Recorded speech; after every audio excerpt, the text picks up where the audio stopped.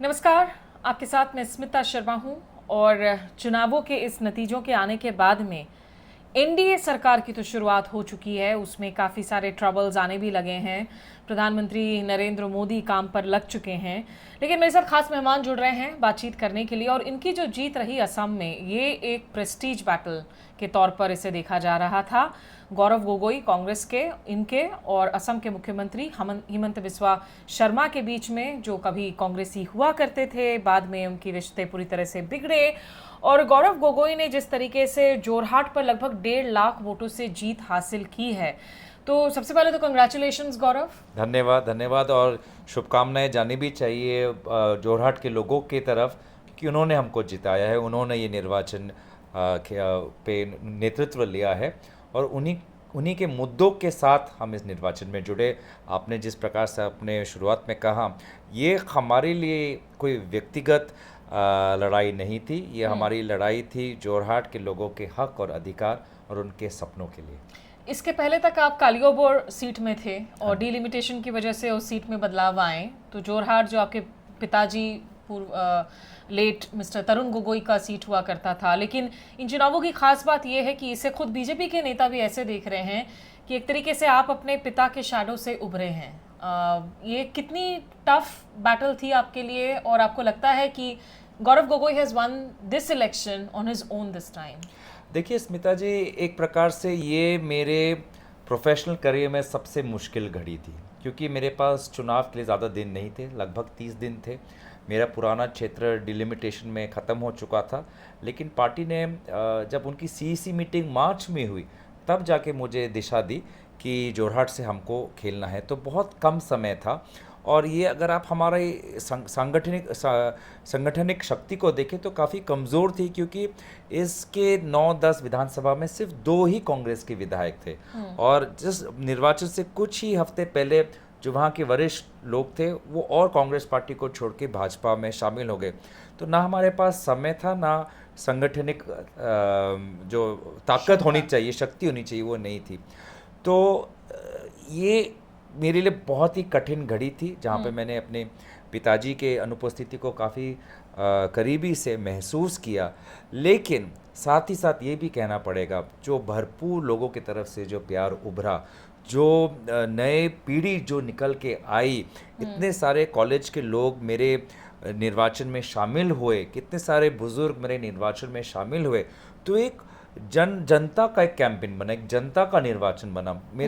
मेरे निर्वाचन के लिए कॉलेज के छात्र खुद गाना बनाकर, कैंपेन के गाने बनाकर वो प्रचार करते थे। हमारे कैंपेन के लिए बुजुर्ग लोग खुद अपने अपने गलियों में जाकर, बिना उनसे कहे हुए, वो पार्टी के लोग नहीं हैं, लेकिन इस निर्वाचन में इतने सारे अराजनीतिक कांग्रेस पार्टी से दूर विभिन्न लोगों ने आकर हमें मदद की। तो इतना जो प्यार मिला, ये सचमुच में मेरे लिए एक स्मरणीय निर्वाचन रहा और जो मैंने सोचा कि बहुत ही नज़दीक निर्वाचन रहेगा, 1.5 लाख का व्यवधान यही कहता है कि लोगों ने स्पष्ट बहुमत हमको दिया है। आप कहते हैं कि ये व्यक्तिगत लड़ाई नहीं थी, लेकिन हिमंत बिस्वा शर्मा जब उन्होंने कांग्रेस छोड़ा था, अटकलें यही थी कि कहीं ना कहीं वो खुद को शायद इस एक सक्सेसर के तौर पर देखने लगे थे तरुण गोगोई जी के with in the state unit, लेकिन वहाँ पर जो है आपकी मौजूदगी हो गई तो ही started taking you as the personal competition.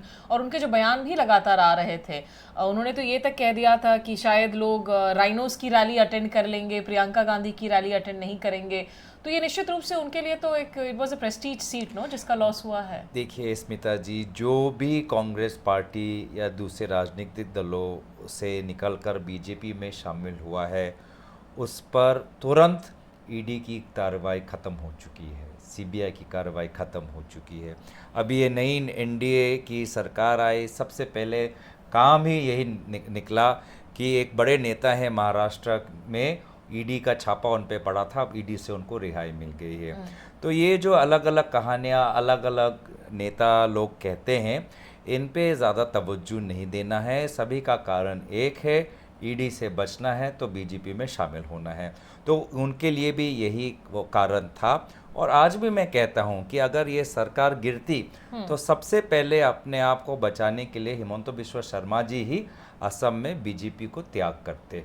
मैं आज भी आपकी मंच पर मैं खुला आपको मैं प्रस्ताव दे रहा हूँ कि वो कबूल करे कि बीजेपी सत्ता में रहे ना या ना रहे, वो हमेशा बीजेपी में रहेंगे। मैं आपको चुनौती दे सकता हूँ, मैं उनको चुनौती दे सकता हूँ कि इन शब्दों को कहने का साहस उनके पास नहीं है। वो बीजेपी के ना कभी वफादार थे ना आज वफादार हैं। लेकिन क्या भविष्य में हो सकता है कि कांग्रेस के दरवाजे वापस से उनके लिए खुले? देखिए, उन्होंने जिस प्रकार की टिप्पणियां रखी है और जिस प्रकार की सांप्रदायिक बातें उन्होंने इस निर्वाचन के प्रचार में उन्होंने व्यक्त किए हैं, कांग्रेस पार्टी उनके लिए उचित नहीं है। और ये तो मैं श्रेय राहुल गांधी जी को देना चाहूँगा कि जब हिमंता बिस्वा शर्मा जी कांग्रेस में थे और असम में कांग्रेस का नेतृत्व लेना चाहते थे, तो वही राहुल गांधी जी की सूझबूझ और दूरदर्शी सोच थी कि उन्होंने हिमंता बिस्वा शर्मा जी के व्यक्तित्व में कांग्रेसी जो आदर्श नहीं है उसका उन्होंने आकलन ठीक से किया। क्योंकि आज जिस प्रकार से बातें वो कहते हैं, कोई सच्चा कांग्रेसी इस प्रकार की बातें नहीं कह सकता भारत के किसी भी समुदाय के खिलाफ। आज उत्तर पूर्वांचल में उनकी पार्टी की हार हुई है, मेघालय में, नागालैंड में, मणिपुर में, और वो नेडा के कन्वीनर होने के नाते जिम्मेवारी नहीं बल्कि एक विशेष धर्म को वो आक्रमण करते हैं और विशेष धर्म के नेताओं को वो जिम्मेवार ठहराते हैं। तो आज भी उनकी जो सांप्रदायिक सोच है नहीं बदल रही। और ये सिर्फ हिमंता बिस्वा शर्मा जी में नहीं, मैं दिल्ली में ये देखता हूँ कि आज दिल्ली के भाजपा के लोग उत्तर प्रदेश के लोग से नाराज़ है, अयोध्या के लोग से नाराज़ है। तो आज भी लोगों ने जो सबक इनको सिखाना चाहते थे, आज भी वो नहीं सीख रहे। आज अयोध्या के नाम पर लोगों को गाली दे रहे हैं भाजपा के लोग, आज असम में एक धुबरी के लोगों को गाली दे रहे हैं, मेघालय और नागालैंड में एक विशेष समुदाय के लोगों को गाली दे रहे हैं। तो आज भी इनकी जो अहंकार है इस नतीजे से नहीं टूटी। अच्छा, आपको लग रहा है कि अभी भी जो है अहंकार है इनमें, भले ही शायद बॉडी लैंग्वेज कुछ और दिखाने की कोशिश कर रहे हो। प्रधानमंत्री नरेंद्र मोदी एलाइज के साथ में डायस शेयर कर रहे हैं, वहाँ चंद्रबाबू नायडू बैठे हैं, वहाँ नीतीश कुमार हैं, वो जाते हैं संविधान को माथा टेकते हैं, लोगों को मत्था टेकते हैं जब स्वेरिंग इन करते हैं। तो देखिए स्मिता जी, संविधान और लोकतंत्र के मंदिर सदन के सामने प्रधानमंत्री मोदी जी ने 2014 में भी अपना माथा रखा और उन्होंने अपना 2019 में भी संविधान के सामने हाथ जोड़कर उन्होंने उनके संविधान के प्रति श्रद्धा जताई। लेकिन हुआ क्या? लेकिन 2019 में योगेंद्र यादव ने हमें याद दिलाया कि उन्होंने शायद जीत के बाद कहा था कि इस चुनाव में किसी की हिम्मत नहीं हुई सेक्युलरिज्म शब्द का इस्तेमाल करने की। देखिए, मेरी बात अधूरी रहेगी। 2019 को उन्होंने सदन को लोकतंत्र का मंदिर कहा और संविधान को उन्होंने नमन किया, लेकिन 2024 के शुरुआत में क्या हुआ? लगभग 150 सांसदों को निलंबित किया उन्होंने। आज वो राजघाट में जाते हैं और गांधी जी के पक्ष में कुछ ही हफ्ते पहले क्या कहा कि दुनिया गांधी जी को जानते ही नहीं थे। क्या ये है उनकी सोच और श्रद्धा गांधी जी के प्रति? तो मुझे प्रधानमंत्री मोदी जी के बॉडी लैंग्वेज से कोई मेरा ताल्लुक नहीं है। प्रधानमंत्री मोदी जी का व्यक्तित्व जैसे पहला था वैसा अभी भी है। वो आज भी सदन की गरिमा को नीचा करने की कोशिश करेंगे और एलाइज के प्रति जो सूझबूझ और दरिया दिल उनका होना चाहिए, एक बड़ा दिल होना चाहिए, वो आज भी वो खूबियाँ उनमें नहीं हैं। और इसीलिए एक कोalition सरकार में जिस प्रकार की नेतृत्व खूबियाँ एक नेता में होनी चाहिए, जो वाजपेयी जी में थी, जो मनमोहन सिंह जी में है, वो प्रधानमंत्री मोदी जी में मुझे नहीं दिखता। और इसीलिए वे 5 वर्ष प्रधानमंत्री के पद पर रहेंगे, इसकी उम्मीद मुझे नहीं है। इंडिया अलायंस की तरफ से अभी भी जो है क्या कोशिशें जारी हैं कि तमाम इन अलायंस से बातचीत लगातार की जाए, क्योंकि खबरें आ रही हैं कि टीडीपी स्पीकर पद चाहता है, शिवसेना जो एकनाथ शिंदे की शिवसेना है, उनके भी एक नेता आज खुलेआम बोल रहे हैं कि उन्हें मिनिस्टर ऑफ स्टेट बनाया गया जिससे वो लोग खुश नहीं हैं, और दूसरे दलों के साथ में भी जो है दिक्कतों की बात सामने आ रही है। देखिए, ऐसे खबरें आते रहेंगे कि जैसे कि मैंने कहा कि प्रधानमंत्री मोदी जी के व्यक्तित्व में कोई बदलाव नहीं आएगा। पिछले 5 वर्ष में उन्होंने कितने एनडीए मीटिंग बुलाए हैं आप भी जानते हैं। उन एनडीए मीटिंग में एनडीए के राजनीतिक दलों के नेताओं ने कितने बार अपना पक्ष रख पाए, सबको पता है। वो मणिपुर के बाद ही उन्होंने पहली जो एक एनडीए की बैठक, जब हमारा इंडिया अलायंस बना, तब जाके उन्होंने एनडीए उनको याद आया। तो अब भी उनके व्यक्तित्व में कोई बदलाव नहीं आने वाला। ये फोटो के सामने जो उनका बॉडी लैंग्वेज होता है, उस पर आप मत जाइए। ये असंतुष्टि बढ़ती रहेगी। बहुत सी अपेक्षा राजनीतिक ये दल करते रहेंगे, लेकिन प्रधानमंत्री मोदी जी अपने राजनीतिक साथियों को कमज़ोर करने की कोशिश करेंगे, उनके दल के सदस्यों को लेने की कोशिश करेंगे। और जिस प्रकार से प्रधानमंत्री मोदी जी के रहते हुए आज एआईडीएमके कमज़ोर हुई, आज अकाली दल कमज़ोर हुई, असम में एजीपी कमज़ोर हुई, वही हशर इन दोनों दलों का होने वाला है। थोड़ा सा अगर वापस मैं असम की बात करूं गौरव, क्योंकि जो बीजेपी के एमएलए हैं साइकिया से, आपके अमृनाल साइकिया खुंटा से हैं, उन्होंने बड़ा दिलचस्प ट्वीट किया और उन्होंने कहा the outcome proved that money, big publicity, overdoses of leaders and arrogant speeches do not always help to win elections. और उसके बाद खबरें ये भी आई थी कि शायद हिमंत बिस्वा शर्मा इस ट्वीट से नाराज थे, उन्होंने तो शायद आरोप भी लगा दिया कि आप कांग्रेस ज्वाइन कर रहे हैं। क्या 3 सीटें जीती है कांग्रेस असम में, 11 तो एनडीए के पास गई हैं, 9 बीजेपी के पास हैं, 2 इंडिपेंडेंट है अलग अलग पार्टियों के। क्या बीजेपी की अपनी जो अंदर खानी कुछ लड़ाइयां चल रही हैं असम में, आपको लग रहा है उनकी सिचुएशन ठीक नहीं है? देखिए स्मिता जी, 3 सीट हम 2019 में भी जीते, 3 सीट 2024 में भी जीते, लेकिन इस 3 का महत्व अलग है। इस 3 का जो वजन है वो 2003 के 3 लोकसभा सीट से बहुत ज़्यादा है। ये जो जोरहाट और धुबरी जो हमने जीता है हमारी पार्टी ने, इसका बहुत लंबा प्रभाव आपको दिखेगा और 2 साल के बाद जो विधानसभा चुनाव है उसमें भी दिखेगा। जिन व्यक्ति का आपने नाम उल्लेख किया वो एक कट्टर भाजपा के नेता है, वो कट्टर नेता है। उन्होंने भाजपा किसी सीबीआई केस से बचने के लिए शामिल नहीं हुए। जब असम गण परिषद जी की सरकार राज्य में थी तब से, और जब विधानसभा में कांग्रेस की सरकार थी, केंद्र में यूपीए के टाइम में कांग्रेस की सरकार, उस समय भी वो बीजेपी में शामिल थे। और उनके जैसे विभिन्न कट्टर बीजेपी नेताओं ने मुख्यमंत्री और उनके करीबी नेताओं के जो कमज़ोर दृष्टिहीन जो उनका प्रचार था इस निर्वाचन में, उस पर अपनी टिप्पणियां दी हैं। और इन वरिष्ठ भाजपा कट्टर नेताओं से परामर्श लेने के बजाय मुख्यमंत्री और उनके करीबी जो दोस्त है कैबिनेट में, इनकी आलोचना कर रहे हैं, इनका अपमान कर रहे हैं, इन पर गलत आरोप लगा रहे हैं। ऐसे कट्टर लोग कभी भी भाजपा को नहीं छोड़ेंगे, बल्कि हिमंत बिस्वा जी छोड़ सकते हैं, लेकिन ये लोग कभी छोड़ने नहीं वाले। ये भाजपा का दामन वो कभी नहीं छोड़ेंगे। तो ये मैं यही कहना चाहता हूँ, ना जनता की वो सुन रहे हैं, ना वो खुद की वो पार्टी सुन रहे हैं। वो अपने ही छवि में इतने मग्न हो गए हैं। हो सकता है कि मीडिया ने उनको इतना प्यार दिया है, तो वही हुआ है कि आज भी उनके कानों पे जो बातें पड़नी चाहिए और उनके दल के वरिष्ठ कट्टर बीजेपी लोग बोल रहे हैं। अभी तक दो पूर्व दल के सभापति स्टेट प्रेसिडेंट्स ने ये वही बात कही है, एक पूर्व केंद्रीय मंत्री ने यही बात की है, 2 वरिष्ठ विधायकों ने यही बात की है, और पांचों के पांचों पर आज ये आरोप लगा रहे हैं, उनका निरादर कर रहे हैं। और इसलिए मुझे लगता है कि बीजेपी की अगर ऐसी ही गति रहेगी तो आने वाले समय में ये और कमज़ोर होगी।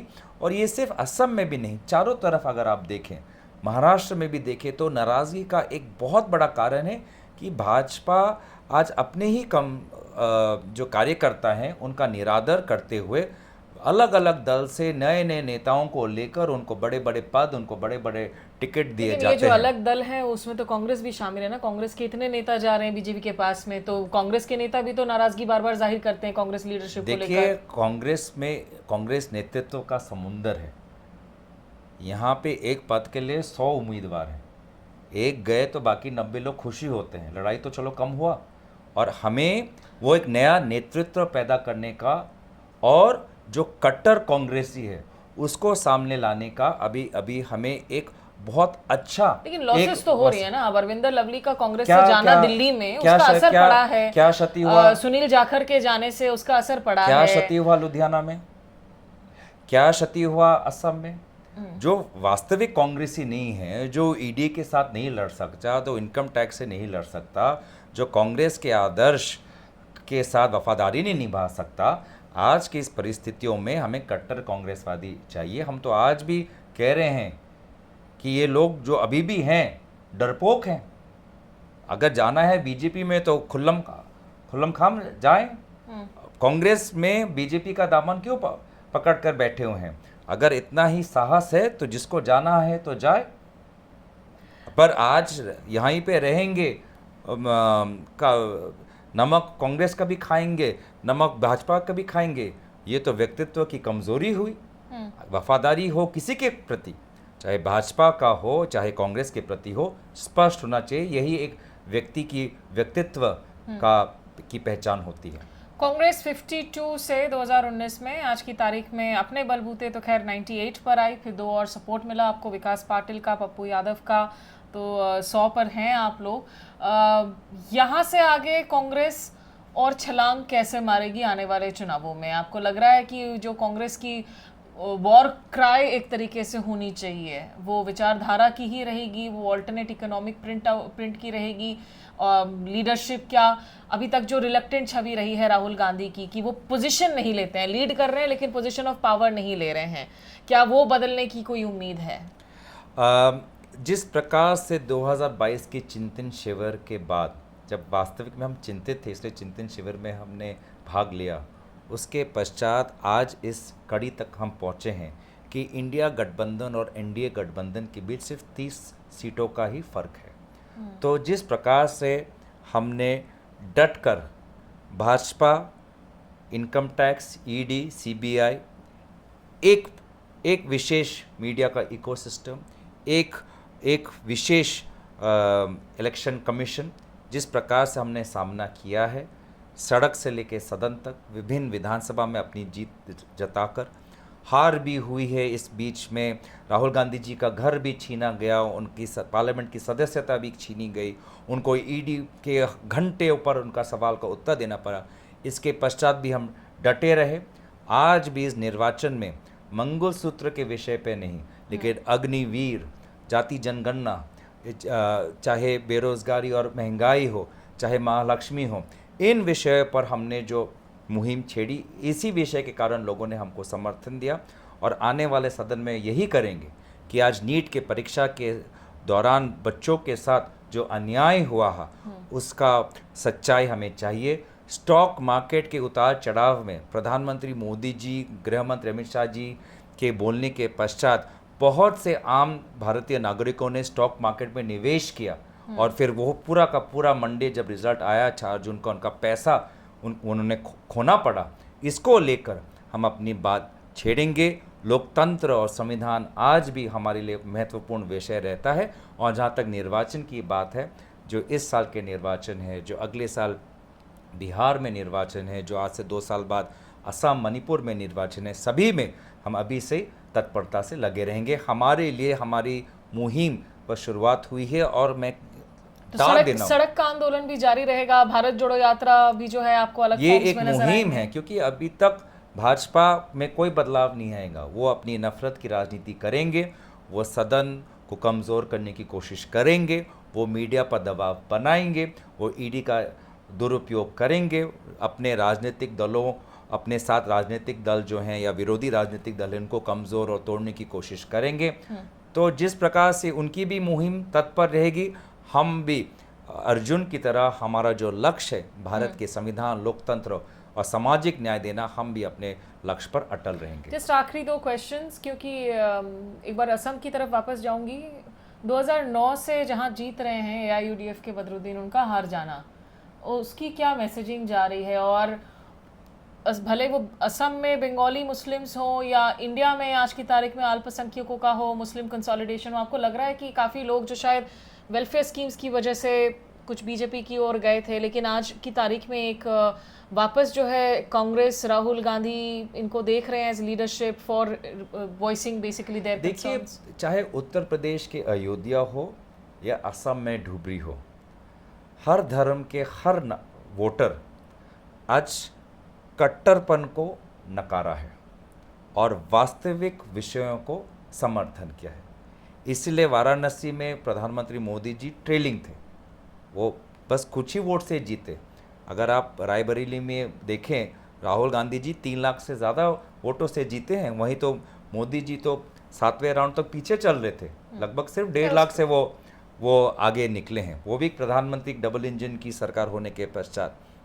तो चाहे ढुबरी हो, वहाँ पर भी एक विशेष धर्म के लोग, उनकी 90% से ज़्यादा उनकी संख्या की वहाँ पे लोग हैं, उसके पश्चात भी उन्होंने सांप्रदायिक राजनीति के खिलाफ वोट दिया है।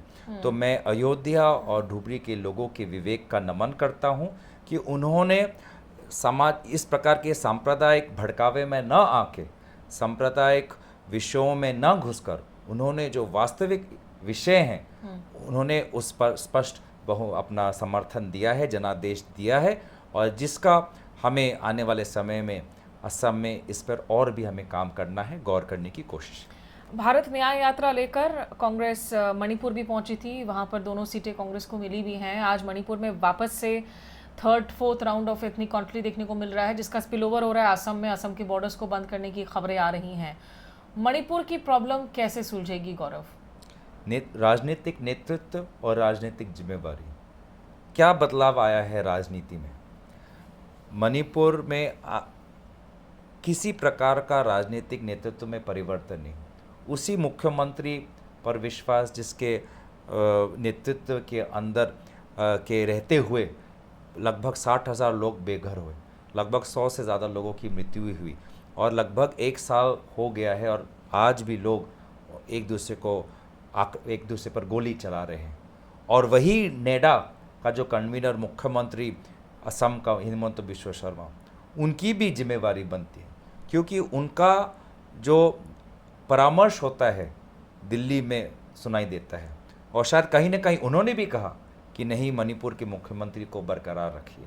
तो इन दोनों की जो स्थिति आज भी जो अटल है, मुझे तो कभी कभी संदेह होता है, कई कुछ अफवाहें आती हैं स्मिता जी, कि उत्तर पूर्वांचल में जितना भी ये माफिया है, जितने भी ये अंतर्राष्ट्रीय सीमा से जो विभिन्न अवैध चीज़ें, अवैध व्यापार हो रहा है, उसमें दिल्ली में अवैध व्यापार हो रहा है। सुपारी अगर मैं नाम बोलूं, तो उसमें दिल्ली में बैठे हुए एक बहुत ही शक्तिशाली मंत्री का रुचि और उनका मन लगा हुआ है, जिसके कारण मणिपुर के मुख्यमंत्री और असम के मुख्यमंत्री को राजनीतिक सुरक्षा मिल रहा है, पॉलिटिकल प्रोटेक्शन मिल रहा है। और शायद यही अफसोस की बात है, जो दल राष्ट्रीय सुरक्षा की बात करते हैं, ना खाऊंगा ना खाने दूंगा की बात करते हैं, आज बर्मा से जो सुपारी आ रहा है या जो अवैध जो वहाँ पे व्यापार चल रहा है, उसमें कुछ दिल्ली में बैठे हुए शक्तिशाली भाजपा के मंत्री, उनका मन लगा हुआ है, जिसके कारण आप सुन रहे हैं ये स्पेक्यूलेशंस हैं, शूटिंग इन द डार्क है, या कोई एविडेंस है इस पर? मैं तो सुन रहा हूँ। जब मीडिया अपनी वास्तविक में इन्वेस्टिगेटिव जर्नलिज्म करेगी और तथ्य निकालेगी, क्योंकि इन्वेस्टिगेशन कैसे करना है वो पत्रकारों को ज़्यादा पता है, तो पत्रकार जब में इतनी साहस आएगी कि ये जो बातें जो सब कह रहे हैं, तो उसका प्रमाण निकाल पाएंगे। देखिए, एक पत्रकार एजेंसी ने मुख्यमंत्री के परिवार पे, जो असम में जो इतने वो बीघा माटी ले रहे थे, उन्होंने निकाला, और हमने उस पर हमने अपनी बात रखी, स्पष्टीकरण से रखी। अब मेरे आवाज़ को दबाने के लिए मुख्यमंत्री के परिवार ने हम पे डिफेमेशन केस लगाया ताकि आवाज़ दब जाए। राजनीतिक रूप से वो हमारा सामना नहीं कर पाए, आवाज़ को बंद कर पाए, इसलिए मुख्यमंत्री और उनके परिवार ने जो एक सेंट्रल गवर्नमेंट की स्कीम के सब्सिडी को लेके जो बात छेड़ी मैंने, उससे वो डरे, पीछे हटे, इसलिए डिफेमेशन का केस लगाया। डिफेमेशन का मतलब ही है कि उस पर बात की सच्चाई नहीं, उसको बात को छुपाना चाहते हैं। तो आप जब पत्रकार, आप नहीं, जब पत्रकार समाज जो मैं बात कह रहा हूँ उसकी सच्चाई निकालने की जो साहस करेंगे, तो उस पर हम और स्पष्टीकरण बोलेंगे। आखिरी सवाल गौरव, क्योंकि आपकी जो आवाज़ है वो बहुत मजबूत आवाज़ है ऑपोजिशन बेंचेस से, आपके स्पीचेस को बहुत अप्रिशिएट किया जाता है, धुआंधार आप स्पीचेस देते हैं।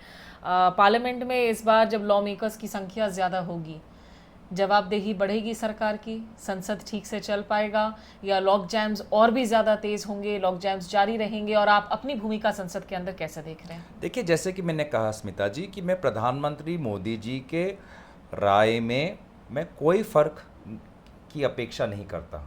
वो इससे पहले भी जैसे सदन चलाते थे, चाहे उनकी संख्या कम हुई है, वो वैसे ही चलाएंगे क्योंकि उनको यही रास्ता जानते हैं।